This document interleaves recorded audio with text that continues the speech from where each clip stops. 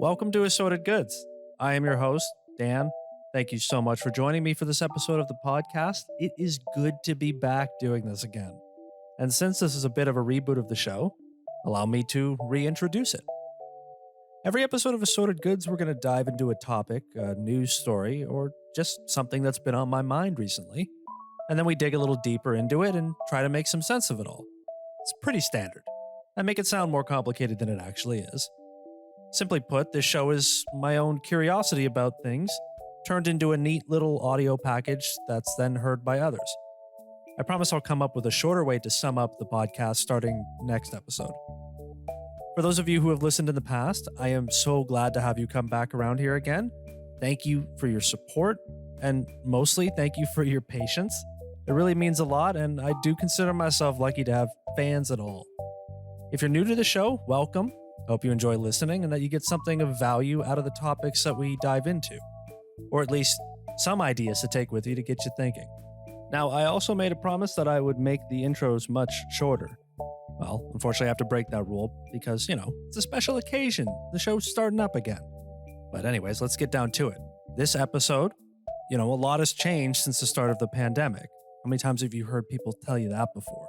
Stating the obvious for you to start the show and get you going again. But this episode, we're going to focus on two areas that are a part of every person's life. First, work. Our professional lives have all been upended over the past 20 months or so.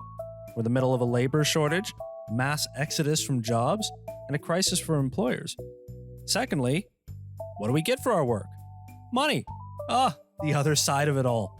A ton of money has changed hands during the pandemic, but not necessarily in a good way. Although I guess that depends on who you ask. What's changed and who's benefiting? Well, that's the second part of what we're getting into.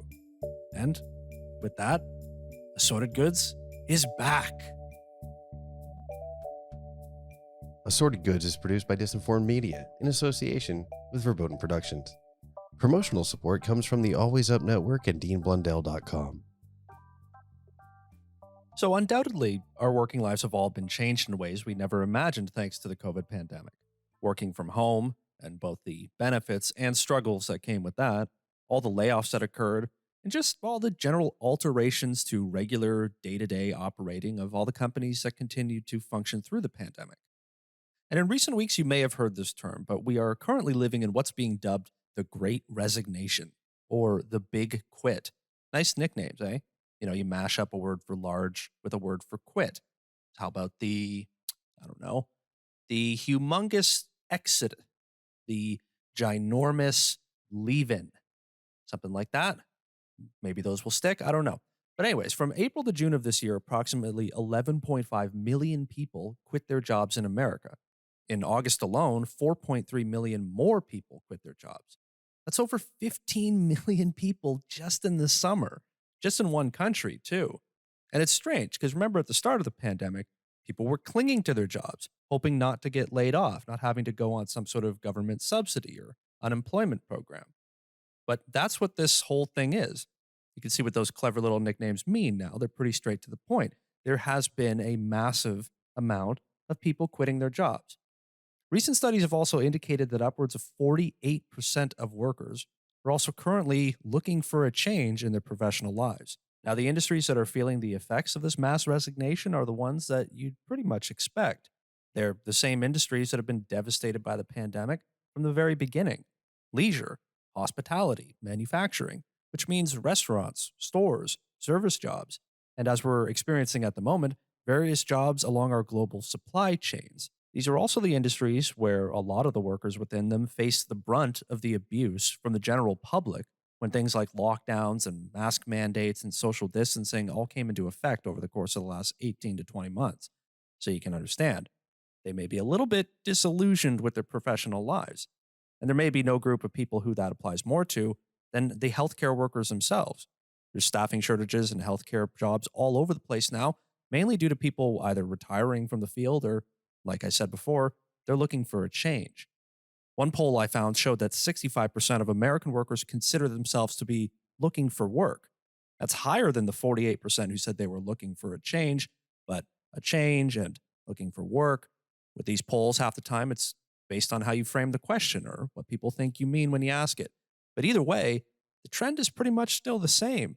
People are not satisfied with their current situations. 56% of workers say they are looking for more flexible work situations, whether that be the ability to work from home or maneuver their scheduled hours around the more standardized traditional 40-hour work week.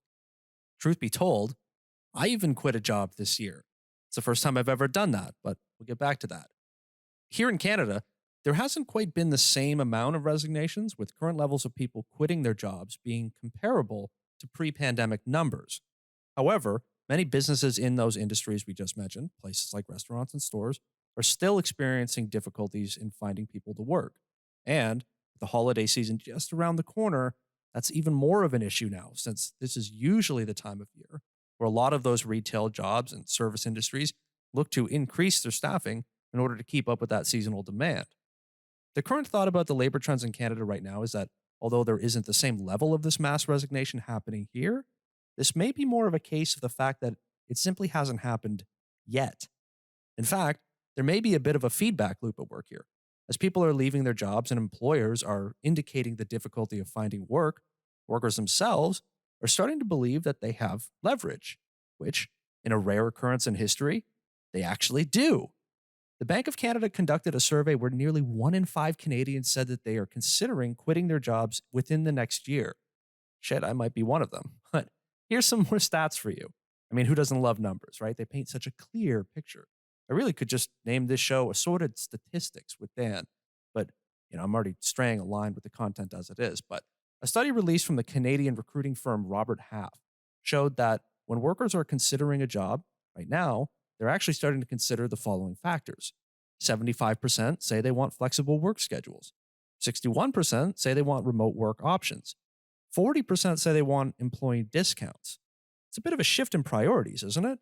It's less about the perks and more about the actual tangible work-life balance that people want.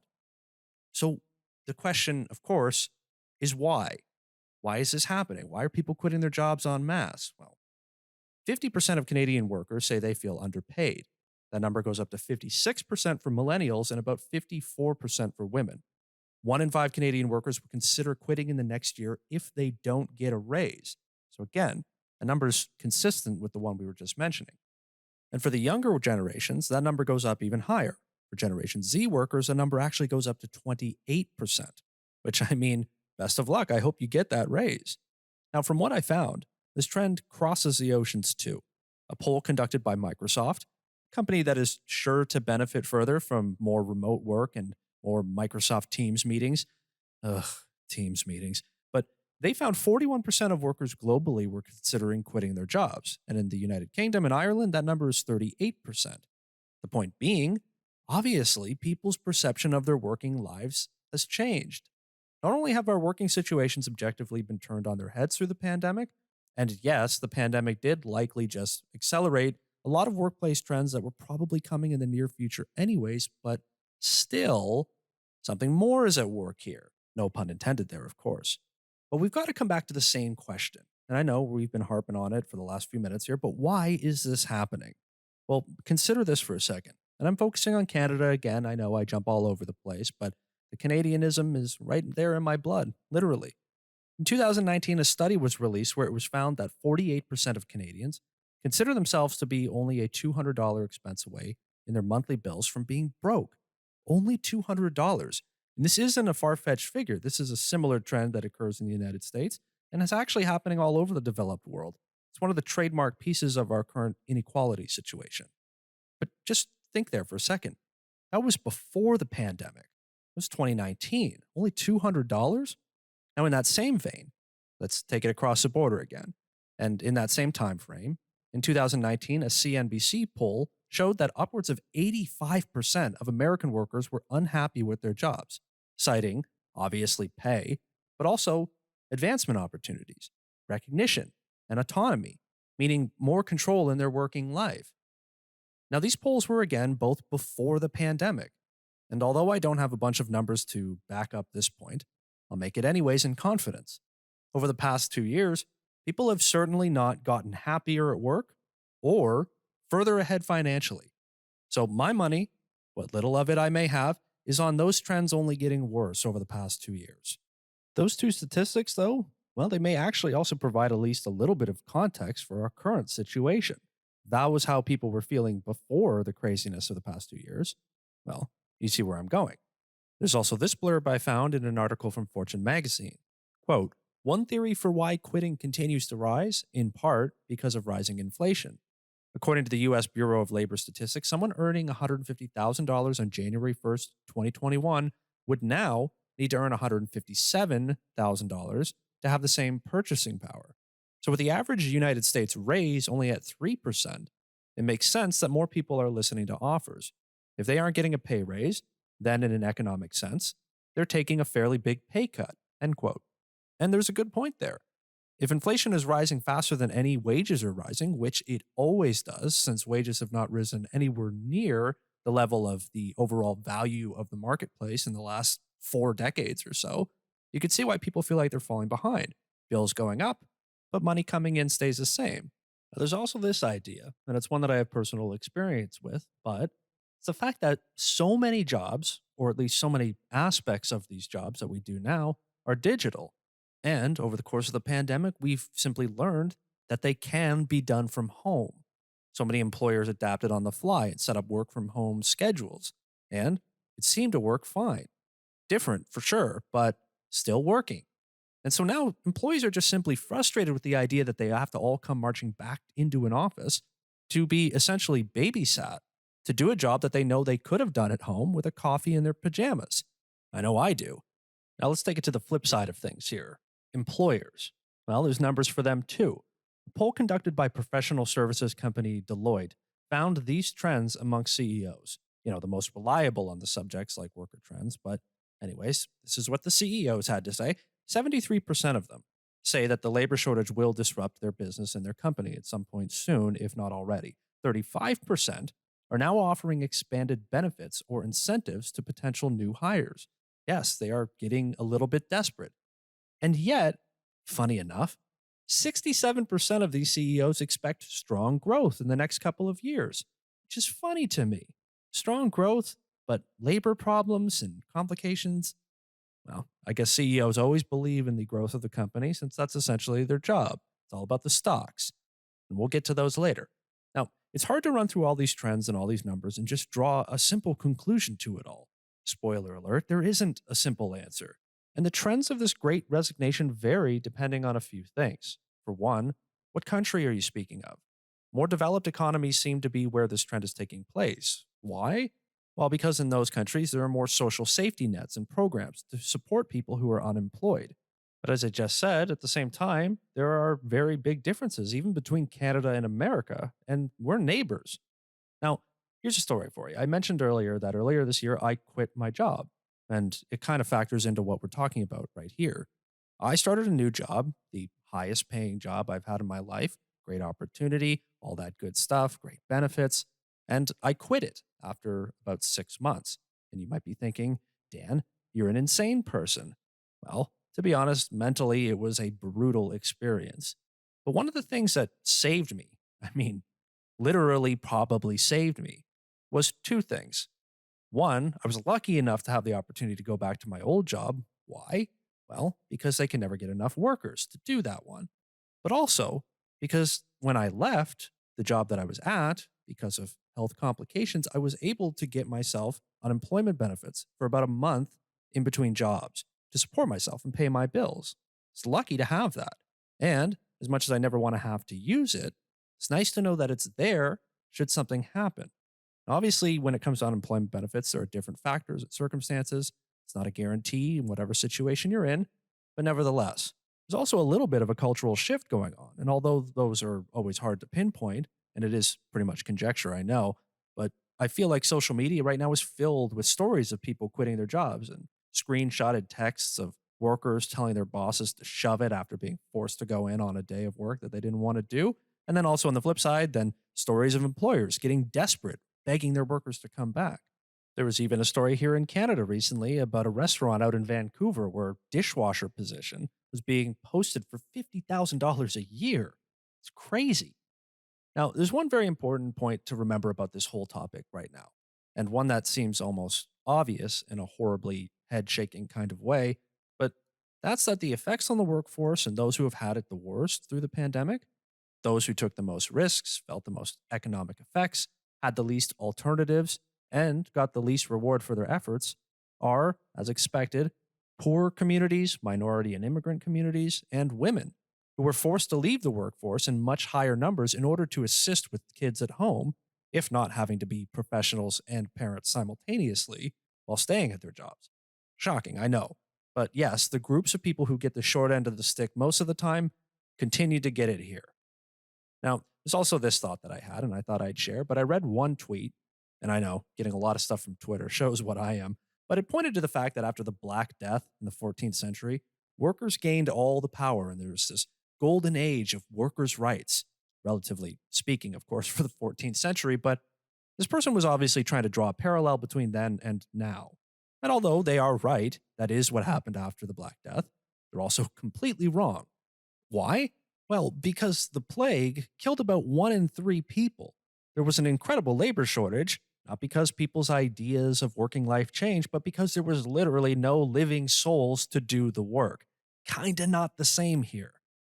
Now, if I'm taking a shot at simplifying what I just said wasn't simple, I'd draw this conclusion that what's really taken place is exactly this: a massive shift in our ideas of work. The 40-hour work week and the 2-day weekend aren't natural occurrences. They weren't written upon the earth when we got here. They were created a little over 100 years ago and were the product of hard fought wins for workers' rights. Changing the landscape of what we consider normal with our working lives certainly isn't new. And really, this is just maybe a shakeup in a new phase of it all. People are frustrated. Simply put, they're frustrated with their inability to get ahead, to save, to keep up with rising grocery store bills and housing prices. Jesus, the housing prices. For decades now, workers have been asked to work more for less, and that to complain about it is to be ungrateful. All the while, despite huge numbers of families reaching the brink of financial disaster month to month, the story is always how well the economy is doing and how well the stock market is doing. Now, it's also become clear that people can have an actual semblance of work life balance, not some half assed version of it, including commuting and things like mandatory overtime, etc. And these trends are affecting workers both skilled and unskilled. Hell, in that Fortune article that I shared just a minute ago, the example they used for the inflation was somebody making $150,000 a year. So if those people are feeling the heat and deciding that they want to be valued more, then you can imagine the kind of effects that this is having on people who are already struggling to get by. There's also the aspect of mental health, and that plays a significant role too. It always does. People's bills and expenses, well, those are a major source of stress and anxiety. The time they have to be with their families is important to them too. The whole of the COVID pandemic has really upended all of our routines, those familiar things that we do every single day, both personally and professionally. And I'm sure you know how that can be. Just think about your own life. When things you're used to suddenly change, like you move to a new city or you break up after a long relationship, there's a shock in the upheaval. But at the same time, there comes a new perspective from your new state of affairs. And that's what workers right now are getting. 2 years of a brand new perspective on their professional lives, and what it really means to them. Fundamentally, how most people view their professional lives has been shifted. Most workers now want flexible work, fairer pay that matches inflation, and the increase in the expenses in their lives. And above all, they just want to be respected as people, no matter the job they do, no matter the level of skill attached to that job. Dignity. I know it's a lost word, but it's true. That's what people really want. They want to be dignified in their daily lives.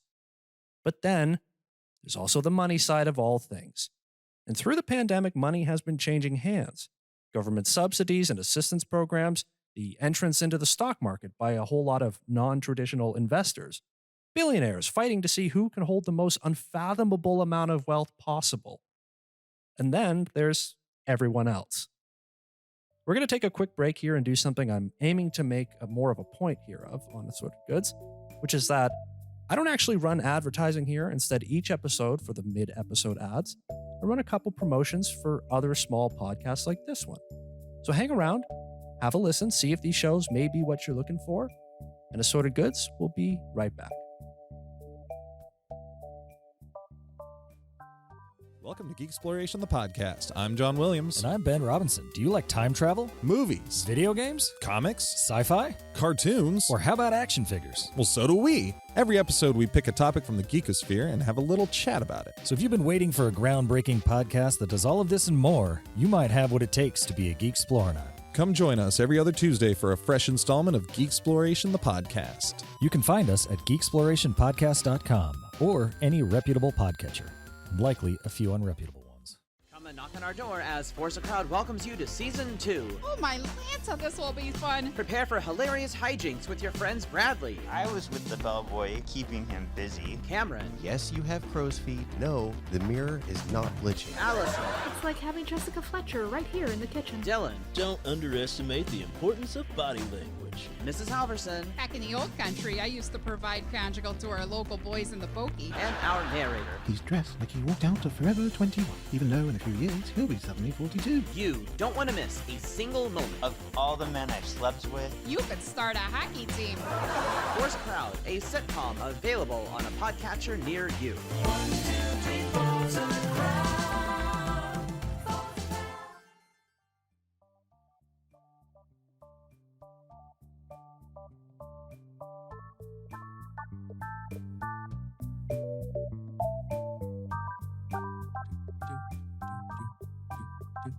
Welcome back to Assorted Goods, and for the record, I've done a little voice acting work in both the first and second season of Forza Crowd. It's been a fun project to take part in here and there, and it also features some friends of mine from the podcasting community. So, give it a listen. And the gentleman from the Geek Exploration podcast just might be dropping by Assorted Goods real soon too, so there's that. If you're a podcaster and you have a show, and you have a promo you'd like to send over for me to run, email me at dan@disinformed.ca. and get in on the action over here. All right, now let's get back to the topic at hand. So we spent the first half of the episode talking about work, and now let's talk about money. Oh boy, I'm gonna have to try to keep this from getting too ugly, but there was this article that I was reading a few weeks ago, and a part of it got stuck in my head, and I just can't let it go. And that was this, quote, "The wealthiest 10% of Americans now own 89% of all U.S. stocks held by households, a record high that highlights the stock market's role in increasing wealth inequality." Let me say that again. 10% of the wealthiest American households own 90% of all of the U.S. stock market value. Now, real quick, I try to do a little bit of a parallel in the first half between the American numbers and the Canadian numbers when it came to work and jobs and all that. And I try to do the same with that here, but wasn't able to quite find as clear information on the subject here in Canada. But as inequality has been on the rise here too, and with only 39% of Canadians reportedly buying shares at all, that number is apparently going up thanks to the popularity of small-time investing. But I have to imagine that the trends are pretty much the same here. But back to that number there, because there's also more in this article. During the pandemic, quote, "The top 1% gained more than $6.5 trillion in corporate equities and mutual fund wealth." Whew, just, chump change, of course. The bottom 90% added $1.2 trillion, according to the latest data from the Federal Reserve. Now, again, 1% gained $6.5 trillion. 90% gained $1.2 trillion. Just the division there, it's staggering. It's actually almost impossible to wrap your head around truly in any sort of adequate way. Then there's this paragraph, quote, "The stock market, which has nearly doubled since the March 2020 drop," which, as you remember, after the pandemic, there was that big dip, and is up nearly 40% since June 2020 overall, was the main source of wealth creation in America during the pandemic, as well as the main driver of inequality. The total wealth of the top 1% now currently sits at about 32% of all wealth. 1% with 1/3 of all wealth to their name, which is a record, according to the Federal Reserve data.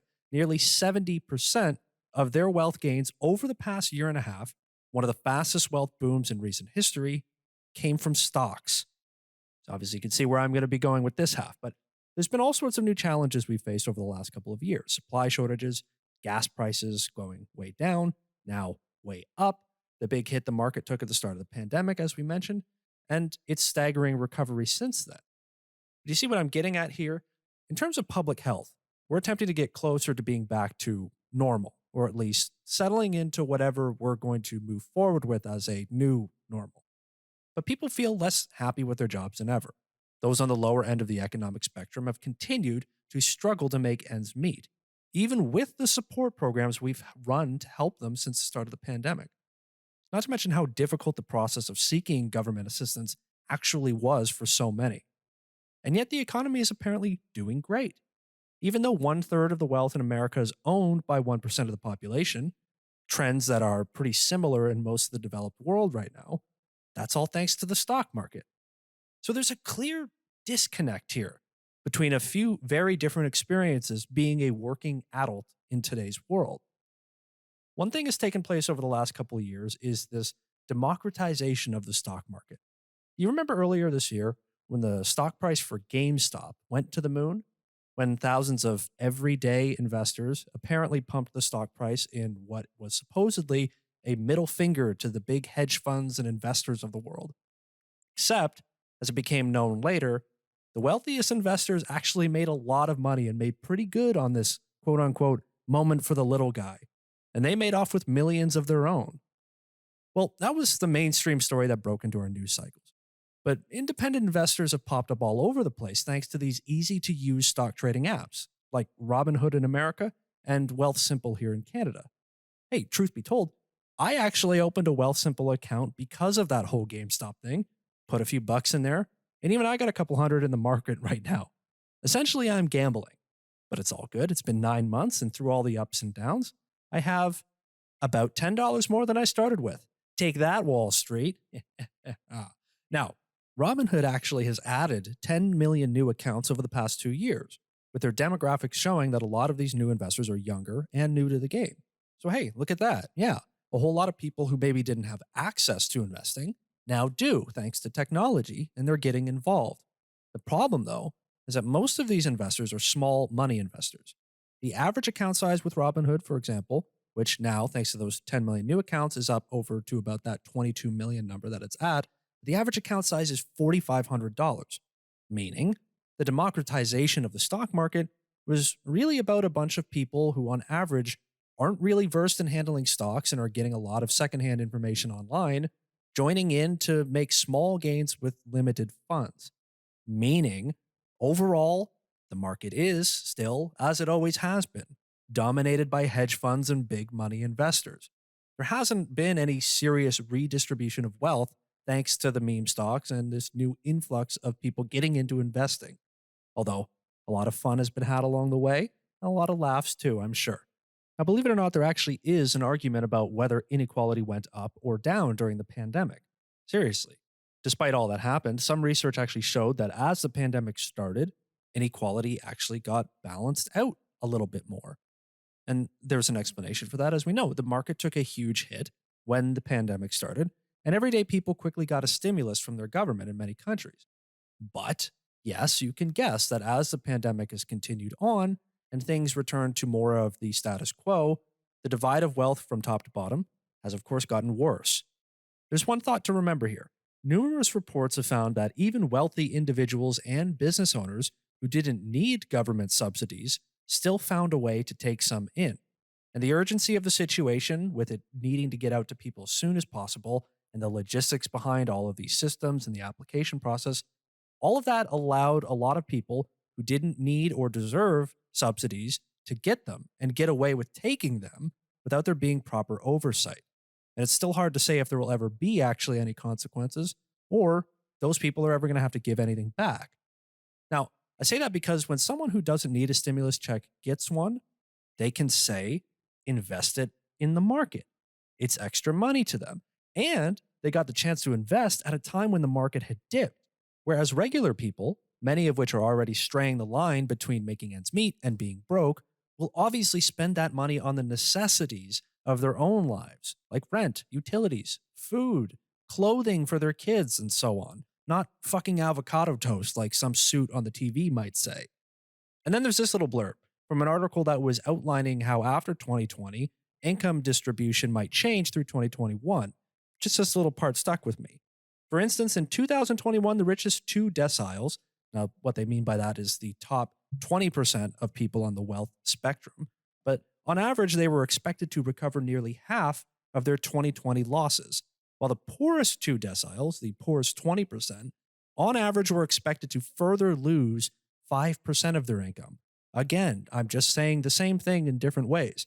People who have more, or lose less along the way. The people who don't keep losing and can't ever really keep their heads above water, let alone get ahead to do something like invest long term and see those sweet, sweet diamond hands gains, baby.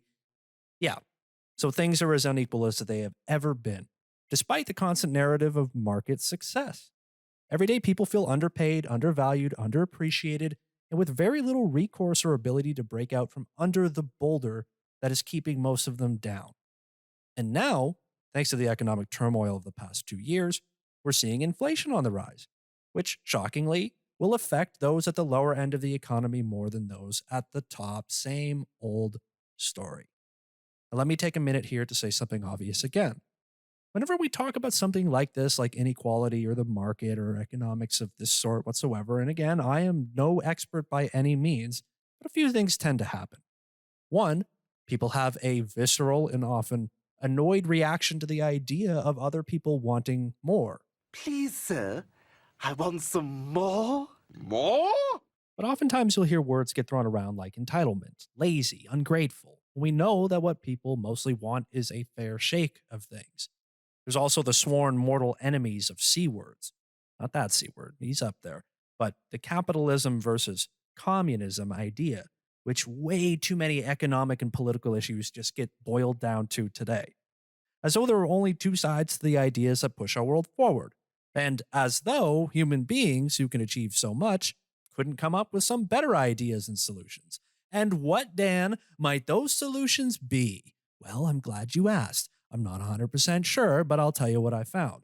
And it's probably nothing you haven't heard before, or even probably isn't something that you already have a set opinion on, and that you may not be that interested in reconsidering. Don't worry, that's pretty much everyone these days. Taxes. They're an important part of the way a community functions and a society can reinvest in its own growth. You know the drill: roads, schools, transportation systems, and especially healthcare. Goddamn healthcare, which, as we've discovered thanks to COVID, was underfunded and unprepared for a healthcare crisis of this size. While experts, who don't seem to garner anywhere near the respect that they once did or deserved to, have warned that pandemics are likely to happen more often. And seemingly, we've learned nothing from this. And I'm sure our healthcare systems in every country after this pandemic finally dies down and goes away will continue to be left only to get by with what they have until another crisis hits. The point being, we do need to come to some sort of conclusion on a couple of things. What any member of a society's role is in supporting that same society, and what we believe to be valuable in this free market of ours. Taxing internet transactions and online purchases, adding a minuscule tax on stock trades and on capital gains especially. Yes, investments should be taxed. And yes, again, I'm sure a lot of people who wear suits and ties are going to smirk at that. But don't worry, because for a majority of people, it wouldn't be much. But it will be for certain people at the very top, which, as we already established in the second half of this episode, they have plenty of. And if you're listening to this podcast, you ain't one of those people way up there, I assume. But hey, someday you could be. Now, America right now is in a budget crisis, and negotiations about taxation, specifically taxation on investments, have been a major breaking point. Elon Musk called the tax plan stupid and claimed that it was the first step in the government moving from taking his money. Remember, his worth is a number so big our brains literally cannot understand how much money it is, to taking your money. It's a classic anti-tax rich guy thing to say. You know, hey, you and me, we're the same. They come for me, they're coming for you. Which, I mean, I wish, right? But as you can tell, I do pretty much fall on one side of this issue. Although, again, the idea of there being two sides on something this complicated, or any damn side at all, annoys the crap out of me. But hey, that's the world we've got. So look, there's definitely been a theme today here on Assorted Goods. Work and money go hand in hand, and they're central to everything we do and to our lives pretty much all the time. There's no escaping it. There's no fantasy we can jump to where we can all get along and share. But what we are in the middle of is that shift, as I said before, in our perception about things. People are flat out fed up with working jobs they hate, to make barely enough to get by or to get ahead, and then to be told that everything is going well. I mean, if we're at a point where an overwhelming majority of people are unhappy in their jobs and between 25% to 50% of them either want to quit or find something better, then we may be coming to a point here, folks. You know, it's hard to clap for a guy who gutted the retail industry and subjects his workers to indignities as he sails into the sky on a penis-shaped rocket, or to listen to the economic opinions of a guy who got to be one of the richest men on earth thanks to Twitter memes and pulling PR stunts and making grand promises of the future in order to drive up his stock price. Tell you that if the government taxes him, then they'll be kicking down your door tomorrow. It doesn't add up. There's got to be a balance struck, at least far more balance than we currently have, because the imbalance is increasing as it has for decades. And folks, the universe, whether you fight it or don't, sooner or later will demand that balance. So, solutions? How about universal basic income? But the research on it is solid and promising, and on top of rebalancing our economics just a tad, it also shows to largely increase people's happiness, and yes, therefore, dignity. Dan's a commie. Shit. I kid. I think. Oh, and if you'd like to read about universal basic income, one of my favorite books on the subject is Utopia for Realists by Rutger Bregman. Check it out. It might change your mind on the subject if you're skeptical. Changing minds these days doesn't really happen that often. Yeah, but hey, you never know. All right, that's it for this episode of Assorted Goods. Thank you for listening. I hope you enjoyed it. If you'd like to follow me on the socials, you can follow me and Assorted Goods on Twitter and Instagram. Twitter is more for the raw thoughts of my brain. Instagram's probably more for the show clips and the episode updates, so, take your pick. The handle on both platforms is @disinformeddan. You can also visit the new website for the show, disinformed.ca. Yes, it's a .ca. I am flexing my Canadianness on you once more. But this is where you can find show notes for each episode, which includes the sources used for the information within the episode itself.